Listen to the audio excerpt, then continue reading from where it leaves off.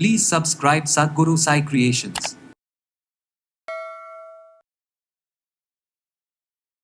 பொதுவாக இந்த எலும்புகள் மூட்டுகள் சம்பந்தப்பட்ட பிரச்சனைகளை ஈஸியாக நம்ம உணவு முறை மூலம் எப்படி சரி செய்யலாம். இந்த எலும்பு தேய்மானம் 50-60 வயதுக்கு மேலே இருந்துச்சு அப்படிலாம் கிடையாதுங்க.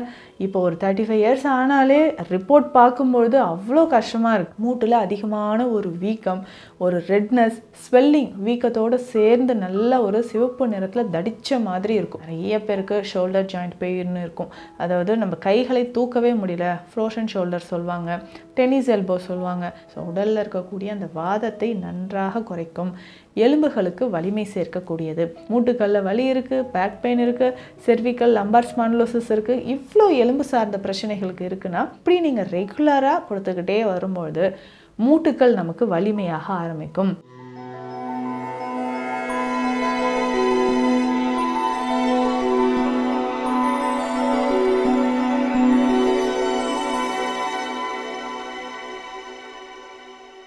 சத்குரு சாய் கிரியேஷன் வியூவர்ஸ் அனைவருக்கும் வணக்கம். நான் டாக்டர் நித்யா, சித்தா ஃபிசிஷியன். இந்த மூட்டு சம்மந்தப்பட்ட வலிகளுங்க, உட்காந்தா எந்திரிக்க முடியல. அதுவும் நிறைய பேர் சொல்கிறது டாய்லெட்டில் உட்காந்து எந்திரிக்க முடியலங்க. நான் இந்தியன் டாய்லெட் யூஸ் பண்ணி வருஷ கணக்காகுது. உட்காந்து எந்திரிக்கும் போது கொஞ்சம் நேரம் கழித்து தான் நான் அடுத்த ஸ்டெப் எடுத்து வைக்கிறேன். பொதுவாக இந்த எலும்புகள் மூட்டுகள் சம்மந்தப்பட்ட பிரச்சனைகளை ஈஸியாக நம்ம உணவு முறை மூலம் எப்படி சரி செய்யலாம். சித்த மருத்துவத்தில் இதை வாதம் சம்பந்தப்பட்ட பிரச்சனைகளாக தான் சித்தர்கள் பார்த்தாங்க. அதாவது 80 வகையான வாதம் ஒவ்வொன்றும் ஒவ்வொரு மாதிரியாக நமக்கு பாடியில் விளைவுகளை ஏற்படுத்துது. அதில் முக்கியமாக பார்த்திங்கன்னா இந்த மூட்டுக்களில் வரக்கூடிய வலி, அந்த வாதம் நமக்கு குறையணும். வாதம் குறைய தான் மூட்டுக்களில் இருக்கக்கூடிய வலியும் நமக்கு குறைய ஆரம்பிக்கும். வாதம் அதிகரிக்க ஆரம்பிச்சதுன்னா மூட்டுக்கள்லையும் வலி அதிகமாகும். ஸோ இதில் முக்கியமாக பார்த்திங்கன்னா இந்த ஆரிய ஃபேக்டர், அதாவது ரொமட்டாய்டு ஆர்த்ரைட்டிஸ் அப்படின்னு சொல்கிறோம். இது சரவாங்கி இல்லைன்னா முடக்குவாதம் அப்படின்னு சித்த மருத்துவத்தில் சொல்லுவாங்க. இந்த முடக்குவாதம் இருக்குன்னா நம்மளுடைய உடலில் எல்லா மூட்டுக்கள்லையுமே வலி அதிகமாக இருக்கும். கை விரல்கள்லேருந்து நம்ம வாட்ச் காட்டுறோம் இல்லைங்களா, இந்த விரிஸ்ட் ஜாயிண்ட், இதுக்கு கால் விரல்களில் வலி இருக்கும், ஆங்கிள் ஜாயிண்டில் வலி இருக்கும். ஸோ இந்த மாதிரி எல்லா ஜாயின்ட்ஸ்லையுமே நமக்கு அதிகமான வலியை தரக்கூடியது. அதுக்கப்புறம் இந்த ஆஸ்டியோஆர்த்ரைட்டிஸ், எலும்பு தேய்மானம் அப்படின்னு சொல்கிறது. மெயினாக இந்த எலும்பு தேய்மானம் 50-60 வயதுக்கு மேலே இருந்துச்சு அப்படிலாம் கிடையாதுங்க. இப்போ ஒரு 35 இயர்ஸ் ஆனாலே ரிப்போர்ட் பார்க்கும்பொழுது அவ்வளோ கஷ்டமாக இருக்குது. ஸோ இந்த ஆஸ்டியோஆர்த்ரைட்டிஸ் எந்த கிரேடில் இருக்குது, போன் டென்சிட்டி இவ்வளோ குறைவாக இருக்கிறது, கால்சியம் டிஃபிஷியன்சி, விட்டமின் D3 டிஃபிஷியன்சின்னு லிஸ்ட் போய்கிட்டே இருக்கும். அதுவும் பெண்கள் இந்த விஷயத்தில் ஜாயிண்ட் பெயினில் அதிகமாக பாதிக்கப்படுறாங்க. என்ன ஆகுனா இந்த கால் மூட்டு வலி நமக்கு அதிகமாக தெரியும். மூட்டில் அதிகமான ஒரு வீக்கம், ஒரு ரெட்னஸ், ஸ்வெல்லிங், வீக்கத்தோடு சேர்ந்து நல்ல ஒரு சிவப்பு நிறத்தில் தடித்த மாதிரி இருக்கும். வீக்கம் இருந்துக்கிட்டே இருக்கும். கை வச்சு தொட்டு பார்த்தோம்னா நல்லாவே அந்த டெம்பரேச்சர், அந்த உஷ்ணம் தெரியும். அந்த அளவுக்கு மூட்டில் வலி இருந்துக்கிட்டே இருக்குங்க. ஸோ மாடிப்படி ஏற முடியல, ஏறும்போது மூட்டில் இருந்து ஒரு சவுண்டு வந்துக்கிட்டே இருக்கு, கழுக்குன்னு ஒரு சவுண்டு வருது அப்படின்னு சொல்லுவாங்க. ஸோ இதை எல்லாமே நம்ம எப்படிங்க சரி செய்யலாம்? இதற்கான ஆரோக்கிய உணவுகள் என்ன? நிறைய பேர் நம்ம ஆர்டிஃபிஷியலாக இன்ஜெக்ஷன் பண்ணிக்கிட்டே இருக்கோம். ட்ரை ஆகிடுச்சு, மூட்டில் ஃப்ளூயிடே இல்லைன்னு சொல்லிட்டாங்க, சைனோவியல் ஃப்ளூயிட் இல்லை, அதனால் எலும்பு ரொம்ப தேஞ்சிக்கிட்டே வருதுங்க. இதனால் வருஷத்துக்கு ஒரு முறை ஒரு இன்ஜெக்ஷன் போட சொல்லியிருக்காங்க. நேச்சுரலாக நம்ம உணவின் மூலமாக அந்த சைனோவியல் ஃப்ளூயிடை எப்படி இன்க்ரீஸ் பண்ணலாம்?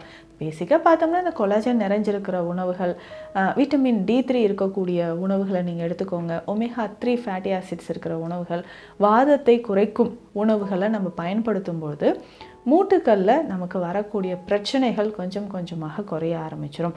மூட்டு வலி நமக்கு குறையும், மூட்டு தேய்மானம் குறையும், சைனோவியல் ஃப்ளூயிட் நேச்சுரலாகவே நமக்கு இன்க்ரீஸ் ஆகிடுங்க.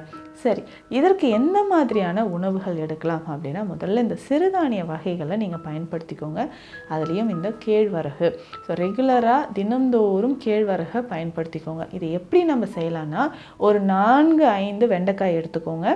இதை நல்லா பேஸ்ட் மாதிரி அரைச்சிக்கணும். ஸோ வெண்டைக்காயை நல்லா பேஸ்ட் மாதிரி அரைச்சி எடுத்துகிட்டு, சின்ன வெங்காயம் கொஞ்சமாக சாப் பண்ணி பொடிசாக கட் பண்ணி கொஞ்சம் எடுத்துக்கோங்க. இதனோட கொஞ்சமாக ஒரு 4-5 மிளகு, 4-5 சீரகம் போட்டு இதில் கொஞ்சமாக நீங்கள் உங்களுக்கு தேவையான அளவுக்கு கேழ்வரகு மாவு சேர்த்து நல்லா பிசைஞ்சு இதை நம்ம அடை மாதிரி செஞ்சு சாப்பிடணும்.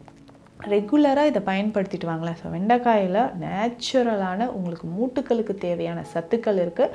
உடலில் இருந்து அந்த வாத நீரை அது குறைக்கக்கூடியதுங்க. ஸோ இதனோட கேழ்வரகும் சேர்த்து சின்ன வெங்காயம், மிளகு, சீரகம், கொஞ்சம் உப்பு போட்டு இதையே நம்ம காலையில் அடை மாதிரி செஞ்சு சாப்பிட்லாம். ஸோ வாரம் 2-3 முறை இப்படி பயன்படுத்தும்பொழுது அது மூட்டுக்களுக்கு நல்ல ஒரு வலிமை தரக்கூடியதாக ஒரு உணவாக இருக்கும். ஸோ நேச்சுரலாகவே இருக்கக்கூடிய அந்த கொலாஜன் ஃபுட்ஸை ரெகுலராக எடுத்துக்கும் பொழுது மூட்டுக்கள் அதிகமான ஒரு வலிமை பெறுதுன்னு சொல்லலாம். அதுக்கு அடுத்ததாக முடக்கருத்தான் கீரை. இந்த முடக்கருத்தான் கீரையும் இதே மாதிரி அடையாக செஞ்சு சாப்பிட்லாம். நீங்கள் உணவோடு சேர்த்து நீங்கள் சூப் மாதிரியும் எடுத்துகிட்டு வரலாம். முடக்கருத்தான் தைலமும் சித்த மருத்துவத்தில் இருக்குது. இந்த முடக்கருத்தானோடு சேர்த்து சில மூலிகைகளும் சேர்த்து செய்யக்கூடியது. இதில் பிரண்டை மாதிரியான மூலிகைகள் இருக்கும்.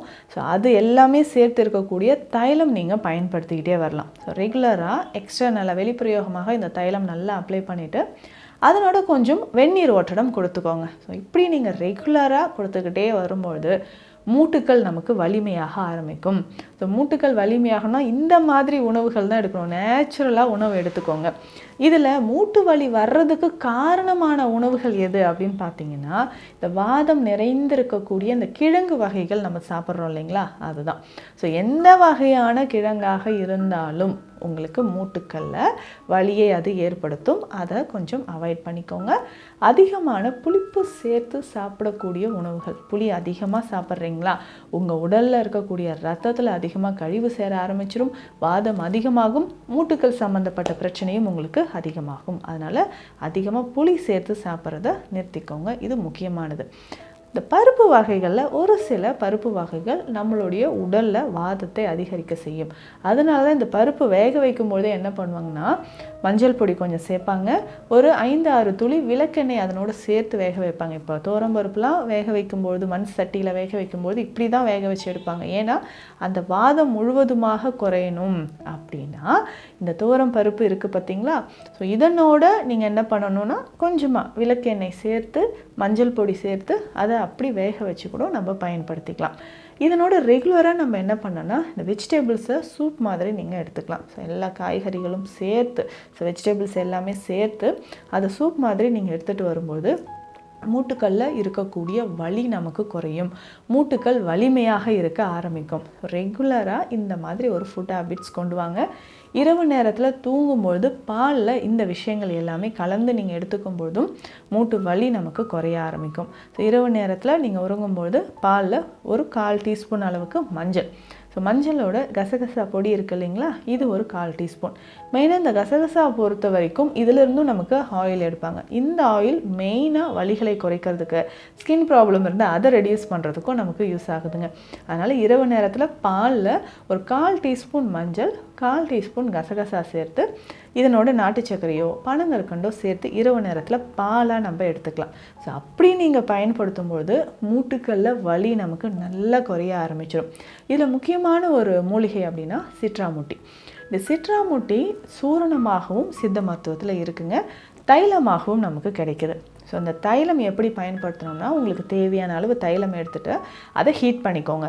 ஹீட் பண்ணிவிட்டு வலி இருக்கக்கூடிய இடத்துல எல்லாம் நம்ம அப்ளை பண்ணிவிட்டு அதுக்கப்புறம் வெந்நீர் வச்சு ஒற்றடம் கொடுக்கணும். இந்த ஒற்றட முறை அப்படின்னு சொல்லும்பொழுது மூட்டுக்களில் இருக்கக்கூடிய வலி குறையிறதுக்கு கல்லுப்பு ஒற்றடம் ரொம்ப சிறந்தது.